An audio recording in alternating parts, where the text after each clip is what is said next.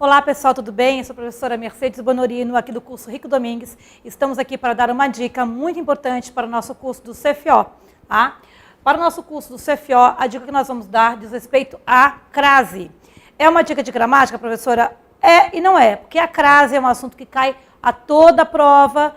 Eu não digo só para o CFO, em qualquer prova de língua portuguesa, mas basicamente para o estilo CFO sempre cai a crase. Além disso, a crase não somente vai ser útil para você gabaritar sua prova objetiva, tanto a teoria quanto o uso da crase, como também será fundamental para você não errar na sua redação.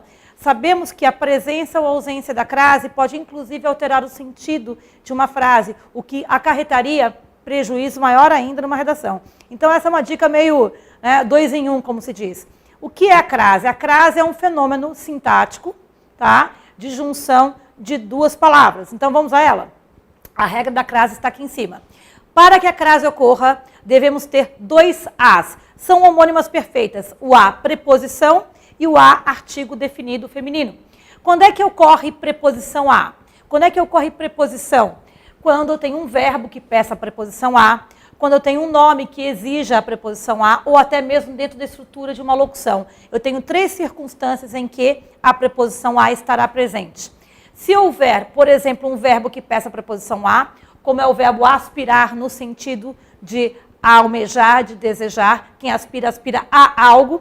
Então a preposição a seta indica a presença ali da preposição a. Quem aspira, aspira a algo. Eu tenho 50% da regra da crase. E os outros 50% advêm exatamente do outro a, que vai se aglutinar, tá? Junto à preposição. A vaga. Vaga é um substantivo feminino. Substantivo feminino definido que aceita o artigo a. Então nós temos 2 As. A crase é um fenômeno sintático, porque você precisa ter uma situação de regência em que há uma preposição a exigida e o artigo a presente, então você tem que ter esse discernimento da presença desses 2 elementos. Mas também é um fenômeno fonético, porque você vai aglutinar essas 2 palavras numa só. E o indicativo de que há 2 As aglutinados é exatamente esse sinal que chamamos de grave, o sinal indicativo do fenômeno da crase, da união da preposição a com o artigo a. Então, para que a crase ocorra, eu tenho que ter 2 fatores coexistindo. A presença da preposição a com o artigo a.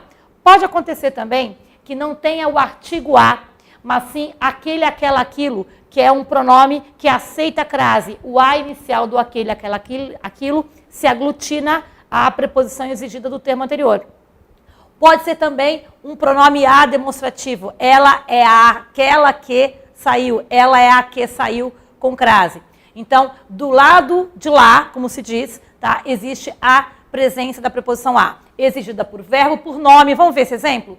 Tem o amor a. Quem tem amor a alguém, né? Para alguém, por alguém, haverá uma preposição. Se a preposição for preposição a, e se do lado de cá, ou seja, se depois houver um substantivo feminino que aceita o artigo definido feminino, teremos a crase. Então, vocês estão vendo as setinhas? A crase é a junção de 2 As, um fenômeno de aglutinação da preposição a exigida por um termo anterior e do substantivo, no caso, feminino, que aceita o artigo.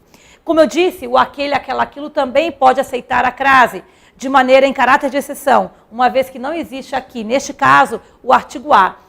Quem se dedica a algo. Então, eu tenho com certeza a preposição a. Eu tenho a regência do verbo. Porém, eu não tenho o artigo, mas tenho o a, fonema inicial do aquele, aquela, aquilo, gerando uma crase, inclusive podendo até haver, neste caso só, uma crase em palavra masculina, no caso, aquele.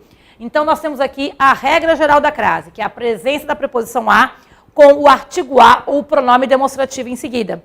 O artigo a, claro que ele é exigido por substantivos femininos. Portanto, querido aluno, para você saber se a crase está correta, você tem que olhar, você tem que ser meio zarolho. Você tem de olhar para os 2 lados, tá? Olhar à esquerda para ver se há presença, tá, da preposição a e olhar depois para ver se existe alguma palavra, tá, que aceite o artigo a ou até mesmo o próprio demonstrativo. É isso. Aplique essa regra não só na sua prova objetiva, mas principalmente na sua redação. Vejo vocês daqui a pouco numa próxima dica. Tchau.